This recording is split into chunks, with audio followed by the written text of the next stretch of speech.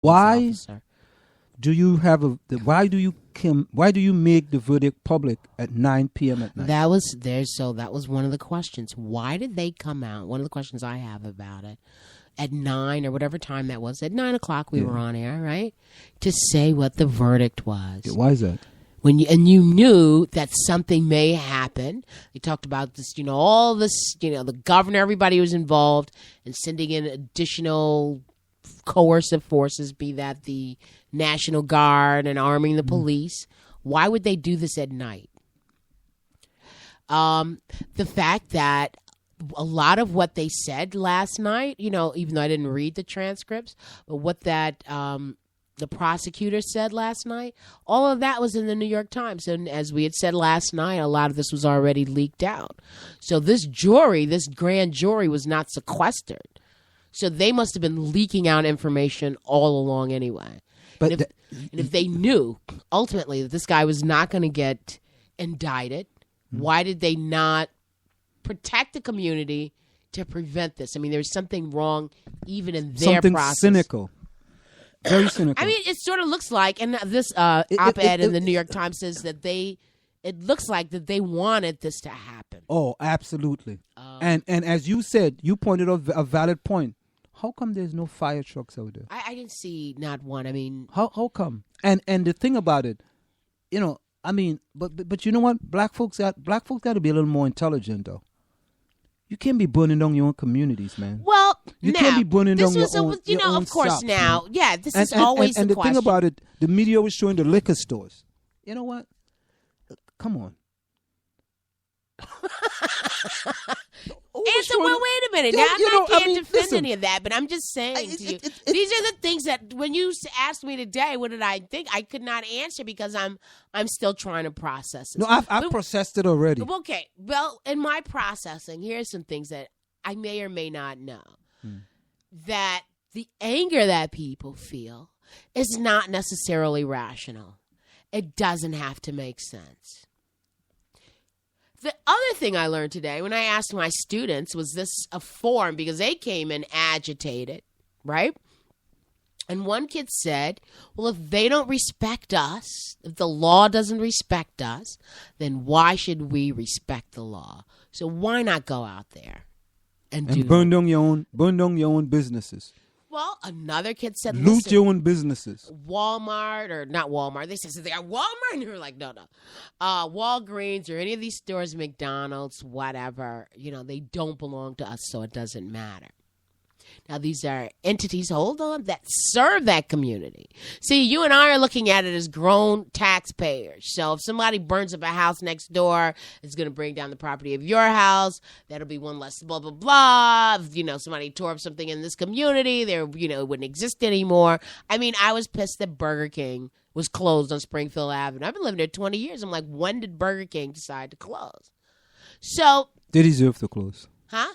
Deserve to close. Of course, as a non-carnivorous person. Yeah, however, exactly. This is an institution in our community. So it's closed for renovation, actually. But, I mean, it's like you are accustomed. These people use that, Q-tip or Q-trip. I'm sure they use that beauty salon. They showed a black woman who had a bakery. It was making, baking things for Thanksgiving. Her property had been damaged, not torn down. Beauty supply. All those people running up in that beauty supply to get that hair and all the rest of that stuff. So, you would wonder, why would anybody do this? I mean, this is, but why not go to somebody else's community and tear it up? I don't have an answer, but that I guess the answer is because I got an answer. The answer is because anger is irrational. And I think that but there's this historical pain that exists for black people. It's a legacy that black people do not like the police. You're asking when Giuliani, that's why don't you have more black cops? But I guess because black people see the police as the enemy. And so why would you ever be a cop? Look, it's very simple. But I mean, if you think, how do white people look at the police? Those are our friends. But black people don't look at the police that way. So as someone said to me, the laws are not even made for us. Is there a law? They say the law is fair, but then just like leveling is fair. Hold up. The law is fair. It makes it disparate, becomes unfair in other cases. The law is fair. It's how you implement the law that's unfair. Well, what about the implementation of this or this whole process of not making this man, go to court for the crime or the killing of this young man? No, well, it's not over yet, though. It's not over yet. But let me get back to my point. We have got to get. You could say we's got. Yeah, we's got. Folks in the black community, Reverend Allen, them got to start telling the people. Instead of just standing up there and talking and preaching all this stuff and telling all this kid stuff and all this stuff you should do, you got to start telling the people, listen, folks. When these things happen, you cannot burn down your community. Don't you think people have been told that? No, they have not. Of course they No, they have not. This is not the first time that's happened. Who have you heard on the news saying that? Tell me. I just heard the president say it. You can't go burn down your own. Oh, so you're going to say that you go burn down another community? What? Once every time this stuff occurs? Where are you Where's Al Sharpton talking about it? Where's Reverend Jackson? Where's T.D. Jakes? Don't do all Where's that. Sound like those other people. Their question is... No, T.D. Jakes. I include T.D. Jakes. Throw any of them in. I could go to work. I got to include Oprah Winfrey. From Staten Island people. You mean include Bill Cosby too?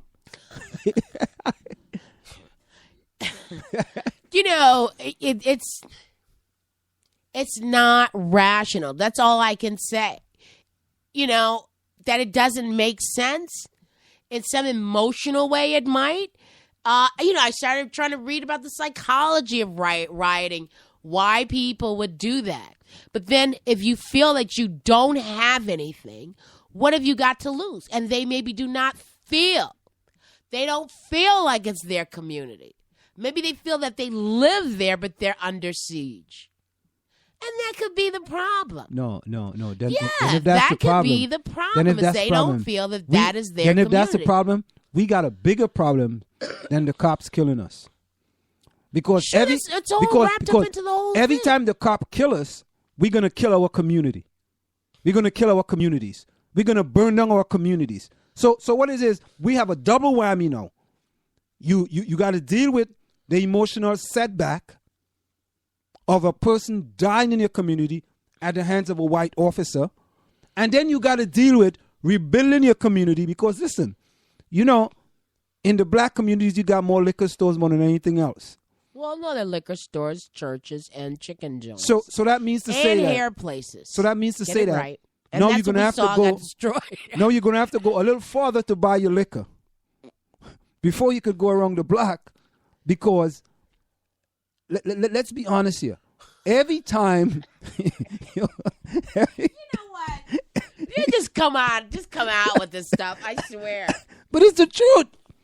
No, every time you burn down the stores. Listen, let's be honest. Liquor stores. But does that money even belong in that community? I mean, not yes, to it say does. It's but let me just take this. Employment. Money you may have to employ move some around that people community? in that community. You may have to employ people in that community. If you burn down the mom and pop store, there might be 2 or 3 people getting employment. So you're destroying yourself. You're destroying yourself twice. Okay, so if you burn down, I don't want to even say this. Forget it. I can't even say it. Burn it down. That's no, what they're if you doing. destroy, if property is destroyed and it belongs to some other group that doesn't live in your community. We have a couple of places like that right in this community, right? Okay.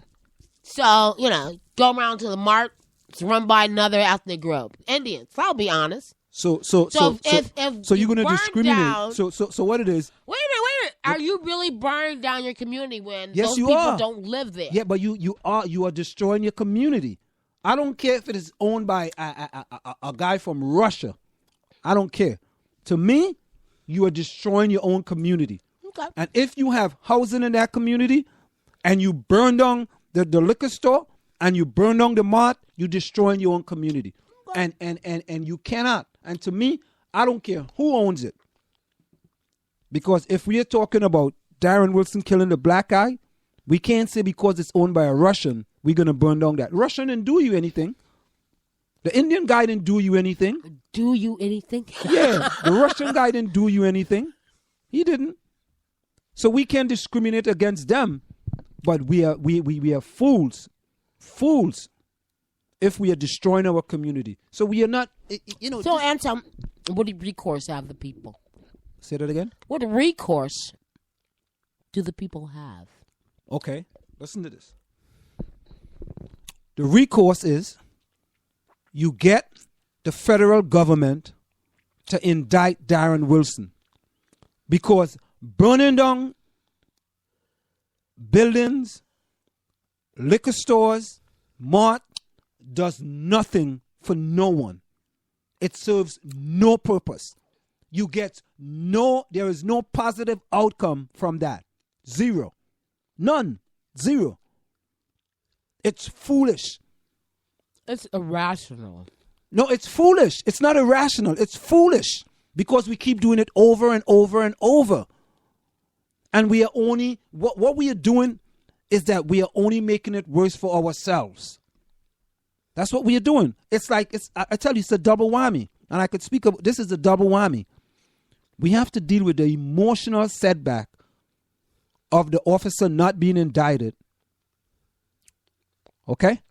On top of that, we got to deal with now the way our community is going to look a week from now, because we're going to have all these boarded up buildings. Oh. Physically look.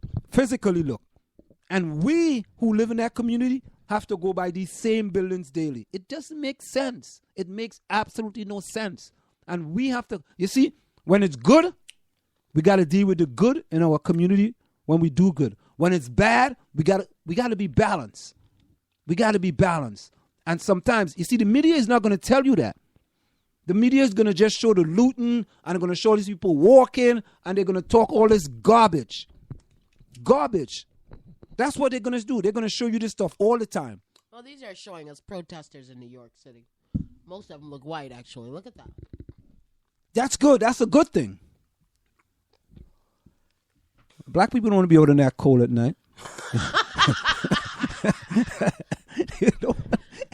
Time check, Anselm. They don't want to be out in that cold. It's supposed to snow tomorrow. Yeah, but you see, wake up. you see. But listen, look. We know that this decision was already in the public arena. This is like insider trading. I guess you would know about that. Oh, yeah, I know about that. It's like insider trading is that you have non-public information. Two companies are going to merge. And you know what? The one that's being taken over, normally the stock goes up. So what you do, you buy that company ahead of time. Because Marjorie told you, man, listen, Tuscan Elementary School and Jefferson is going to merge. So you buy one and you go tell a few of your friends, listen, buy that stock. And 2 days later, you hear, and you hear big news on NBC.